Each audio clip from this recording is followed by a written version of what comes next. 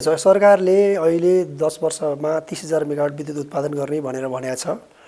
विद्युत उत्पादन गर्नको निम्ति चाहिँ जलविद्युतको सन्दर्भमा यो विद्युत ऐन मात्रै आकर्षित हुँदैन।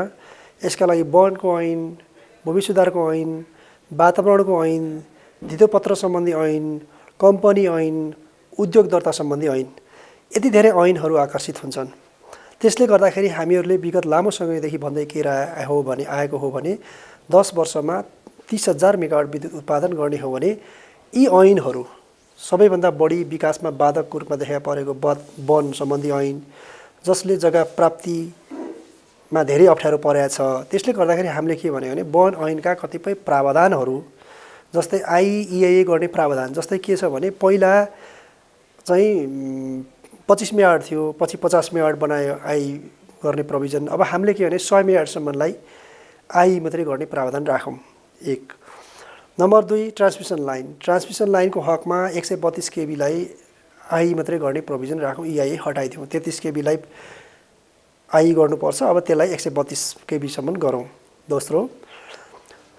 तेस्रो चाहिँ हामीले के भनेको भने अब जग्गा प्राप्तिको सन्दर्भमा पहिला के थियो भने मन्त्री परिषदबाट चाहिँ स्वीकृत भइसकेपछि रुखकटान र जग्गाको स्वीकृत भइसकेपछि 2 वर्षभित्र जग्गा दिने गरी रुखकटान प्रक्रिया अगाडि बढ्थ्यो। अहिले जग्गा नदिकन रुखकटान प्रक्रिया अगाडि बढ्दैन। त्यसले मन्त्री परिषदबाट निर्णय भएको पनि 2-2.5 वर्षसम्म आयोजना निर्माणमा जान सक्ने अवस्था रहँदैन। त्यसैले त्यो प्रावधानलाई बरु 2 वर्ष 3 वर्ष पछाडि जग्गा दिने प्रोभिजन बनाएर यसलाई हटाउँ भनेर हामीले भनेका छौँ। जस्ट बेसिकली तर त्योभन्दा पनि पहिला के हो भने यो हाम्रो चाहिँ राष्ट्रिय कुञ्ज र संरक्षण क्षेत्र छ, जो चाहिँ पूर्वको कञ्चनजङ्घादेखि पश्चिमको अपिनडम्पासम्म हाम्रो हिमाली भेग र पहाडी भेगमा फैलिएर रहेका छन्।